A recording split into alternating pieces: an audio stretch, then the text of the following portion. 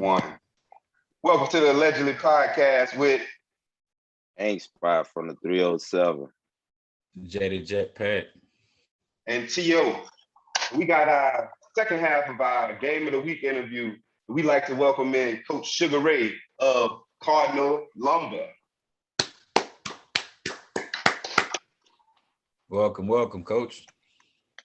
Happy to be here. Thanks for having me, fellas. What's up, Coach? What's up, Coach? Coach Sugar Ray. So, coming off a playoff run last year, how y'all feel, man? What's your feel right now? New year, man. New year, new deck of cards. We shuffle them up and see how the hand play out. So you don't feel there's no carryover from last year, that the playoff run that you made? Because you did make a push to get in down the stretch. Yeah, but I was a day late and a dollar short.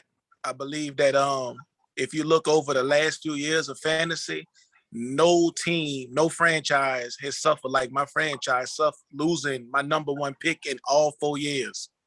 Yeah, you had a stroke of bad luck there. You have had a stroke of bad luck there. Literally, like the first game of the season for 4 years, I lost my best player. Well,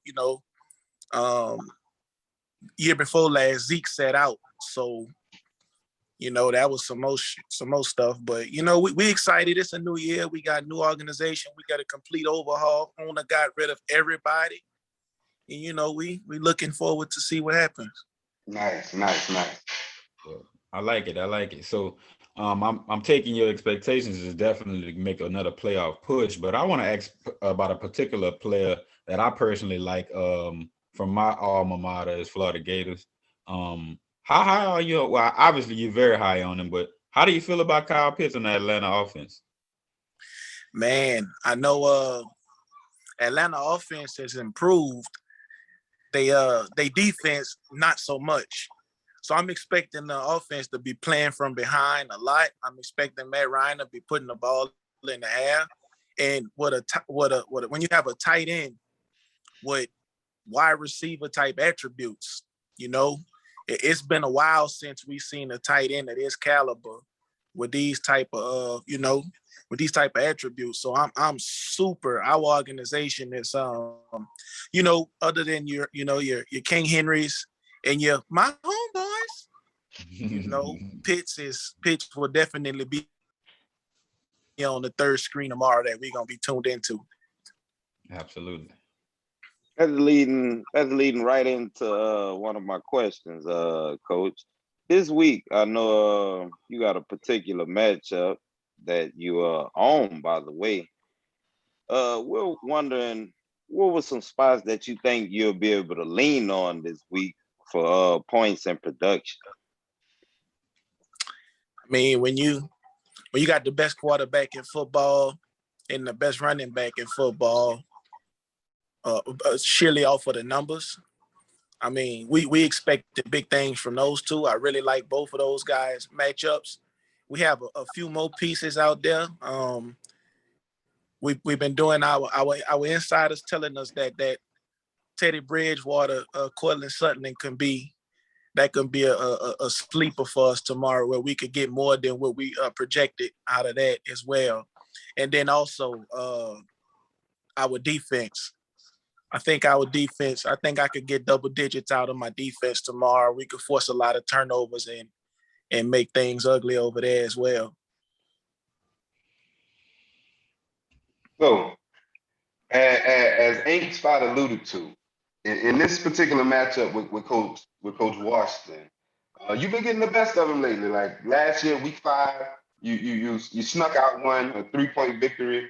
But when he came to Wide Street last year, y'all put it on him in that week 9 matchup. So what's been the feel around the locker room this year? Going into this game, knowing that this is a coach who they got a reason to want to win this weekend. So what's the feeling around your locker room? We excited. We excited that, we got an opponent that we know him. We know him pretty well. And as one would say, we might have their number. So we excited to start the season with this matchup. Hopefully we can build off of what we've been able to do in the past. But then again, it's a new season, new players, new everything. So Coach Washington, he ain't to be played with, man. He ain't to be taken lightly. That dude is serious. And I'd share the inside information with you all. We've been studying the way he's been moving through fantasy and making his picks, and I think he's the best GM over the totality of the Myrtle-Cherry dynasty of fantasy football. I think he's the best GM. You look at some of the moves that guy makes a week in and week out, man, and it's scary.